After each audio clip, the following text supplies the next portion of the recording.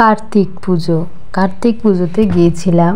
তো গিয়ে কি করলাম এই নিয়ে আজকের ভিডিওতে থাকছে।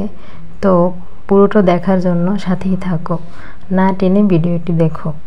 তো প্রথম থেকে শুরু করেছিলাম নতুন বাজারের। এই কার্তিক ঠাকুরটা অনেক সুন্দর হয়েছিল। তো শুনে নাও কখানা ঠাকুর দেখেছি। আমরা অবশ্যই চলে আসলাম কার্তিক পুজোতে নতুন বাজার কার্তিক পুজোর ঠাকুরটা অনেক সুন্দর হয়েছে। একসাথে অনেকগুলো কার্তিক ঠাকুর লাইটিং দিয়ে আমার ভূত লাগছে। আমার প্রচুর পরিমাণ শীত, তাই আমি সোয়েটার পরে ভিডিও করি। আসলে আজকে কার্তিক পুজোতে আমরা দুজনে আসছি, তার আবার অনেক শীত। আমার নাম শীত পাগলা। আমাদের দুজনকে কেমন লাগছে তোমরা কমেন্টে জানিও অবশ্যই। আর কার্তিক ঠাকুরকে কেমন লাগে অবশ্যই জানাবো, আর আমাদের দুজনকে কেমন লাগে।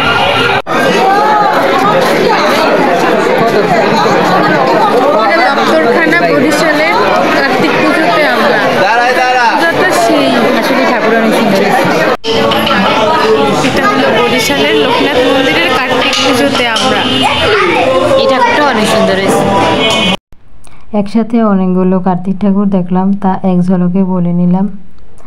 তো বের হতে ইচ্ছে করতেছিল না, তো বের হওয়ার পর বাড়ি ডাকতেছিল ঠাকুর দেখতে। এক এক করে আমরা প্রায় 4খানা পুজো দেখেছিলাম। আর সব জায়গার কার্তিক ঠাকুরগুলো অনেক সুন্দর হয়েছিল। নামেই তো বলে মানুষ যে সুদর্শন হলো কার্তিক ঠাকুর। কার্তিক ঠাকুরের মতন সুন্দর সুদর্শন হয় না পুরুষ। তো কার্তিক ঠাকুরের রূপে সবাই মোহিত। যাই হোক, এরপরে আমরা ধর্মরক্ষী মন্দিরে যেয়ে কিছু সময় বসি, কারণ ওইখানে পরিবেশ বা ভগবানকে আমার ভীষণ ভালো লেগেছিল। আর পুজো হচ্ছিল, তো পুজোটা আমরা ওখানে বসেই দেখতেছিলাম। ভগবানকে প্রার্থনা করতেছিলাম যে ভগবান সবার মঙ্গল কামনা করো, সবার মঙ্গল করো, সবার পাশে থাকো। তবে আমার পুজোর সময় যে রোডে যে লাইটিংটা করে না, এটা আমার ভীষণ ভালো লাগে। তো আমি লাইটিংয়ে হাঁটতে, লাইটিং উপভোগ করতে ভীষণ ভালোবাসি, আর আমার ভালোও লাগে। এই জন্য আমি পুজো হলেই লাইটিংয়ে ঘোরাঘুরি করা বা আলোকসজ্জাটাকে কখনো মিস করি না, অনেক এনজয় করি। আর আমার ভালো লাগে, মনে হয় যেন প্রতিদিকে আলোয় আলোকিত হয়ে যাচ্ছে। যাই হোক, এরপর আমরা পুজোর মণ্ডপে ঘুরি। অনেক লোক হয়েছিল যখন গিয়েছিলাম, তখন পুজো শুরু হয়ে গেছে। পুজো 7টা থেকে সারা রাত দেবী পুজো হয়েছে। তো সারা রাত তো থাকা পসিবল না। যাই হোক, ভগবানের অপরূপ রূপ দেখে আমরা তো পুরোই অবাক যে এত সুন্দর সুদর্শন ভগবান।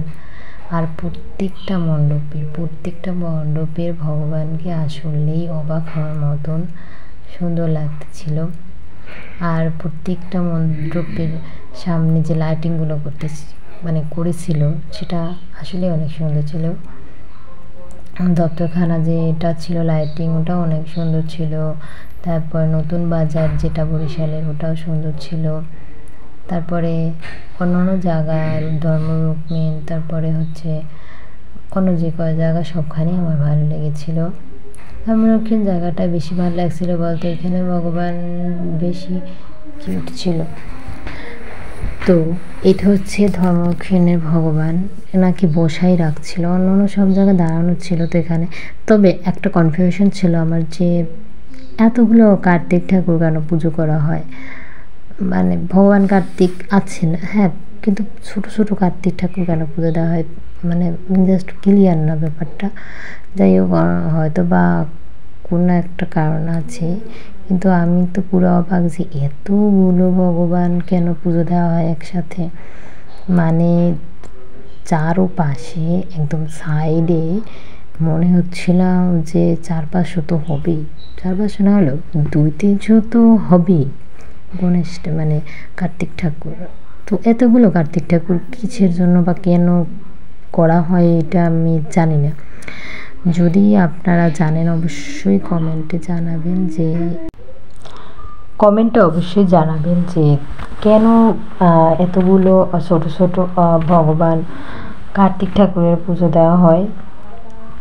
এরপর আমরা ওখান থেকে বের হয়ে বলতেছিলাম যে আমাদের এই নিয়ে প্রায় 4খানার মতো ঠাকুর দেখা হয়ে যাচ্ছে। এতগুলো ঠাকুরের পুজো দেওয়া হয় আগে জানতাম না। তারপরে আমরা ওখান থেকে বের হয়ে ধর্মরক্ষণ মন্দিরের কিছু ভিডিও করি। ওইখানে লাইটিংটা আমার বেশ ভালো লেগেছিল, যেন লাইটিং বা ডেকোরেশনটা ভালো লেগেছিলো, এই জন্য ওখানে দাঁড়িয়ে একটু ছবি ভিডিও করে নিই। এবং এই সাইডে ছিল ছবি তোলার জন্য ভগবানের কিছু পিকচার ওখানে রাখা ছিল। এই সাইডে মহাদেব, আরাধ্যদেব মহাদেবের একটা চিত্র ছিল, ওটা আমার ভীষণ ভালো লেগেছিল। এরপর ভগবানের ওখানে পুজো হচ্ছিল, একটু সময় পুজো দেখে নেই কার্তিক ঠাকুরের। তারপরে আবার আমরা রাস্তায় বের হই, লাইটিংয়ের সাথে একটু ঘোরাঘুরি করি। আর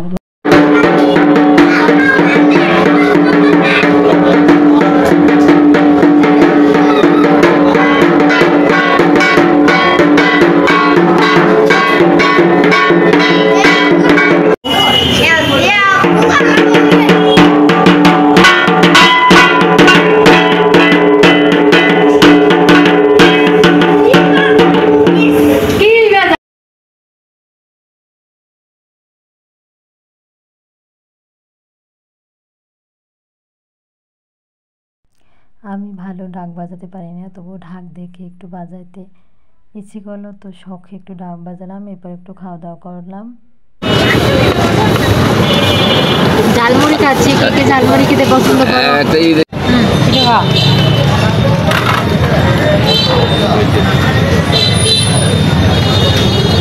শীতের বাবা পিঠা আসলেই মজা, সেই স্বাদ।